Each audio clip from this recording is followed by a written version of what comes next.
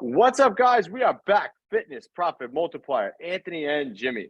Today, we're going to be talking about getting your freedom as a micro gym owner and selling your way to that freedom. We're going to be talking about that S word that people hate the most, selling.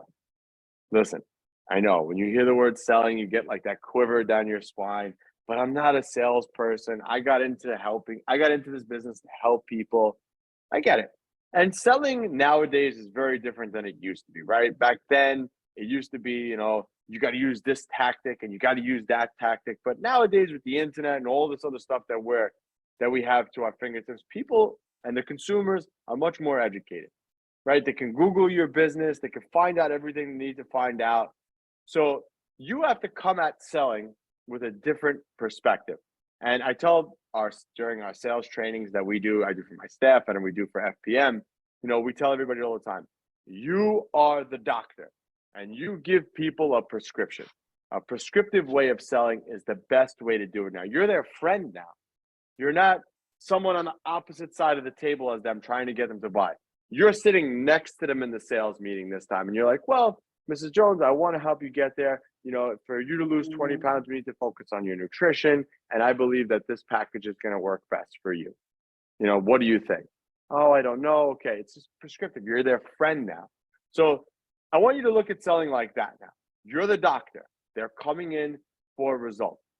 Think about it. If you go to the doctor, you don't argue with the doctor about the prescription that they gave you. You take the pills. You don't sit there and say, well, maybe I'll take only one. Maybe I should do two.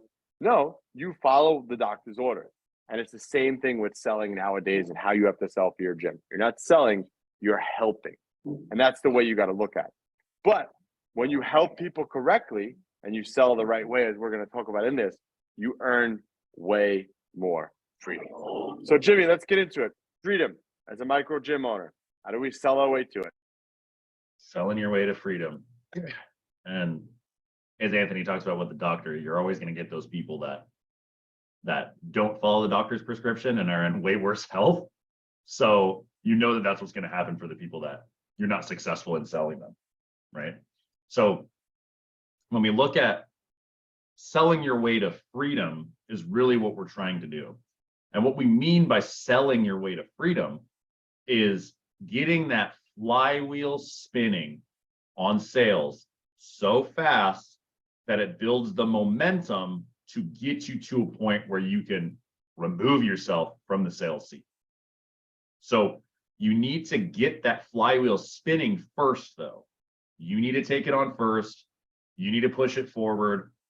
You need to be the one that's executing that task so that when you give it to somebody else, they can execute the task with the tips and the tricks that you have learned along the way to make yourself more successful so that you can then show them how to be successful with it.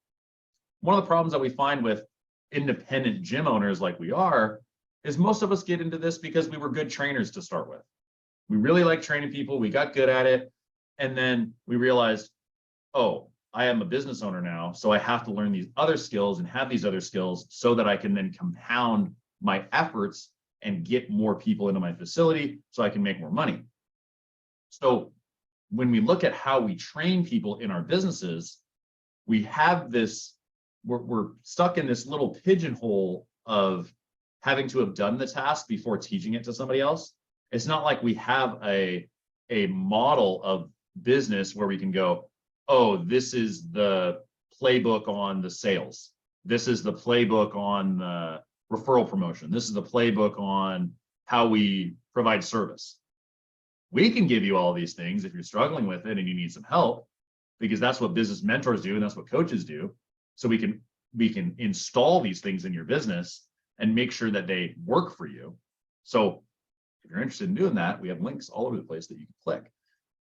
But what we always say is that the responsibility of the owner is to get into the role of sales and marketing as quickly as possible and get rid of everything else as quickly as possible. Because you want to stay in that seat long enough to get the flywheel spinning fast enough that you have enough revenue and your business is spitting off enough cash that you can absorb some of the learning curve that's going to need to take place when you put somebody else in that role. So that's how you get yourself to freedom when we're talking about sales. You get into that seat and only that seat as quickly as possible, and you stay in that seat for longer than you think you need to. Because that then allows you to keep your staff accountable, keep them on point, make sure that you can review their sales calls, review their sales meetings, identify where the problems come from, identify how you can help them, because you eventually want to become the person who is the consultant to your business. You want to be an advisor to your business to continue to keep it growing. And the only way you can do that is if you've sat in each seat along the way. That's the best way that you can be that advisor to that business, because you know every aspect of what needs to be done. And that's how you find true freedom. But it's not about getting rid of the sales seat right out of the gate. It's about training up to it, doing those tasks, and spinning that flywheel so fast that it's spitting off cash on one side and spitting off time freedom on the other.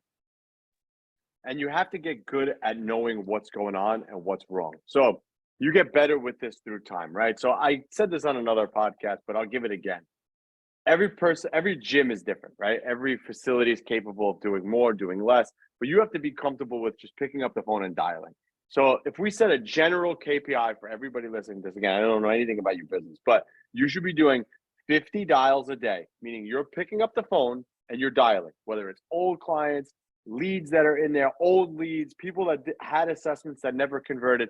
50 dials a day. Yes, that includes the weekend. 50. Your goal is to get at least 5 of those 50 to pick up.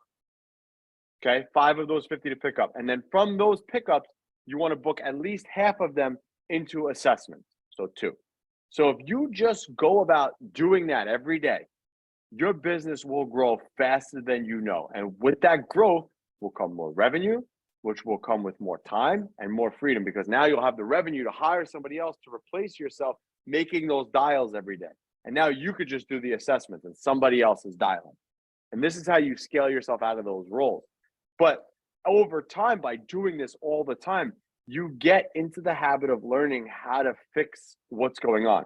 So let's say, for example, you're supposed to do $50 a day and somebody picks up, they hear your voice, they hang up. Well, now you need to work on the skill of getting them to stay on the phone. Now, let's say you get them to stay on the phone. Now they're not booking. Well, now you need to focus on building that skill of getting them to book. I mean, these are things that we help you guys with. These are things that we specialize in, want to help gym owners with.